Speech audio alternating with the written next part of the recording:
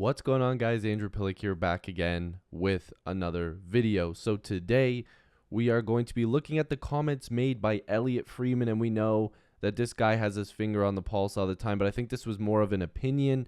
He's talking about Timo Meier, and he's talking about the Toronto Maple Leafs, so we will be getting into that today. This is by no means me saying that this is going to happen. I know some people in earlier videos get upset saying this isn't a real rumor, this isn't a trade rumor. Guys, it's just for fun. We're talking right now. And we'll get to what Elliot Freeman said, but if you guys are new here and you're a Leaf fan like myself, make sure to like this video and subscribe. Join the squad. I'd love to have you guys here. 2023 is going to be a big year for content on this channel. I am very energized and happy to be making videos constantly. So yeah, let's get into the Timo Meier stuff here. So basically what this is coming from is again, NHL Watcher always is tweeting out these radio hits and these TV hits, so shout out to NHL Watcher. But Freeman was talking Leafs, and he said one of the guys I was wondering about who I think would be a perfect fit for them potentially is a guy like Timo Meier. He also goes on to say Freeman adds before the target was to get a sandpaper guy like Muzzin on the back end, but now it has changed. However, for what it would take to get a guy like Meier, you will not have a lot left to make other moves. Now, Freeman also emphasizes that he doesn't know for sure if Meier is a target for the Leafs, just spitballing. Now, there's a lot to unpack here. So, what Leaf fans are accustomed to every year going into the playoffs is the Leafs should go after a defenseman. The Leafs need a defenseman. And maybe by the time they get towards the NHL trade deadline, they will go after another defenseman. But they don't really need at this time to spend big on a top four guy, a big minute eater, because they've got guys that can fill in for that role. They've got guys like Timothy Liljegren, who has been playing really well against some of the top competition in the NHL. They have Mark Giordano, who can, fill in and be a great minute eater. He did that with all the injuries going on. TJ Brody is obviously fantastic. Morgan Riley's back. Justin Hall's even been playing better. Connor Timmins, he's been a great surprise. Rasmus Sandin. The list goes on and on. Every defenseman, even Ben has been pretty good coming into the lineup and doing his thing, but everybody in that Leafs top four, top six, even you can say top eight, because even Mete didn't look too bad when he was in there. The Leafs defense looks pretty deep, and if you want to go out there and get a guy like Luke Schenn for the playoffs, a real physical guy, hey, maybe you go and get him. He's cheap. He probably won't cost as much as other guys would, but you can do that. But I don't think that they're really worried about spending big on a defenseman. So that's why people are starting to turn this and talk about forwards. Now, Timo Meier is a really, really talented player. He's got a wicked shot. He can score from all areas. If you watch Timo Meier, the guy scored 5 goals in a game. I believe it was against the Kings. So he's got a wicked shot. He can score from anywhere. He gets into the areas that you need him to. He's not afraid to not rough it up, but he's not afraid to get the puck. Like he can go in there and get it. But one thing we need to be curious about is his salary this year, and that includes his AAV, but it also includes just his overall salary. So his salary, as you can see here, is $10 million, and he's an RFA at the end of the season, which means that his contract, his qualifying offer, would start at $10 million, which would essentially show that the Leafs are going to be using this as a rental. Now, mind you, I'm not sure, but I thought there was some sort of thing where if they did agree to an extension, it didn't have to start at $10 million, but I could be completely wrong. But his AAV, his cap hit for this season is $6 million. So again, if you go to the Sharks, you get them to take half. If they retain 50%, you get another team to retain some money there. It is possible, but that's going to be very costly. And that's why in that little radio hit there, you would see Elliot Freeman saying, yeah, it's going to cost the Leafs quite a bit, because if you're probably going to need salary retention, and we all know how the cap works, and towards the deadline, the cap hit changes a little bit. There's percentage here, percentage there, whatever. We all know there's all those little loopholes and details that everybody, and Brandon Pridham basically wrote the book on, and Kyle Dubas knows very well. And I'm sure NHL GMs do, and the Sharks must, because they're going to get a haul for Timo Meier if they do end up trading him. And again, they could just keep him, but I think that they understand that they can restock the cupboards if they trade guys like Karlsson and Meier. But it would take quite a bit for the Leafs to acquire a guy of this magnitude and to get salary retention. But it's interesting to think about. So 6 foot 210. Guy's the same age as me, which is kind of crazy. He's going to be getting paid big money again after this big contract he already had.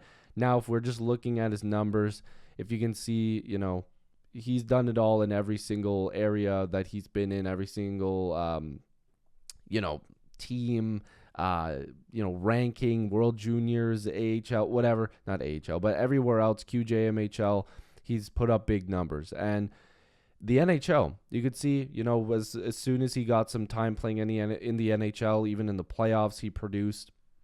Then, you see start to had some big seasons, 30 goals, 22 goals in the playoffs, 15 points in 20 games, 31 points in 54. Then you see, the breakout 21-22 season where he had 76 points in 77 games. And then this year, providing almost a point per game pace while playing for a not so good San Jose Sharks team. And that's basically saying it lightly because they haven't been very good this season. But he's putting up big numbers. He's a scoring threat all the time. And the reason why this makes sense to me is because the Leafs keep shuffling around their lines and not finding people that can play in that top six and consistently stay there. You find guys that can play there for like 5 or 10 games, and then there's a change. And then there's 5 or 10 games, and then there's a change. Oh, 5 or 10 games, let's give Kerfoot another shot. No, let's try to find a guy that you can staple there for a few months and then going into the playoffs as a legitimate scoring threat. The Leafs have had guys that are secondary scorers that, yeah, they could pot one in here and there, but they haven't had that secondary threat. And it sounds ridiculous because the Leafs have Marner, Matthews, Tavares, Nylander. But it seems like if they're not doing anything, then the Leafs are in trouble. This year, the Leafs are a little bit deeper. They've got a lot more guys that are chipping in and doing things correct and playing better defensively as a whole, a much better two-way game. But they need somebody that every time he's out there, you think, damn, that guy could score. Because Meier is probably going to score like 40 goals this year. I mean, I wouldn't be surprised. I mean, the guy scored 5 goals in a game before. Let's not discount the fact that he could legitimately score 40-plus goals this year. Now, if we're looking at cap-friendly, you can see I've sent down a couple players, and the Leafs obviously have an extra D pair here. So they can move some of these guys. They can, waive somebody, whatever, which I don't think they want to do. But if the Leafs did get retained salary and, even if they trade a guy like Kerfoot as well, the Leafs could make this deal happen. They definitely could make it happen. But, and again, these aren't the lines. I just literally came on here just to show you guys. But the Leafs can make this happen. It's just, it will take a lot of work. This is something that would take a lot of work.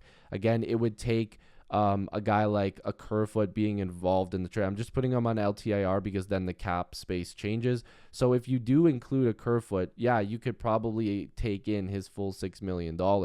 But then again, if the Leafs do want to make other moves, they would probably have to trade out, a guy like Justin Hall, or maybe they have to move on from a Timmins, and which they definitely don't want to do. Maybe it's Ben that gets sent down or waived or traded just as a cap dump or something like that. But there's a lot of different things that the Leafs can do here. I'm not saying that Robertson would have to be involved in the deal or if he would be a centerpiece, because he definitely wouldn't be. He's a good player. But the acquisition cost is what makes it scary, because the Leafs would be parting ways with a first. They'd probably be parting ways with another high pick, as well as multiple top prospects. Meier is a all-in type of move. This is a guy that you're going to try to win a Stanley Cup with, because they probably can't re-sign him. And I don't know. This is something that I would be interested in. This isn't a concrete, yes, this is going to happen. The Leafs are after him. He's a guy they're targeting. But it's cool to see that maybe the Leafs could be kicking tires on somebody like that, or talking internally about it.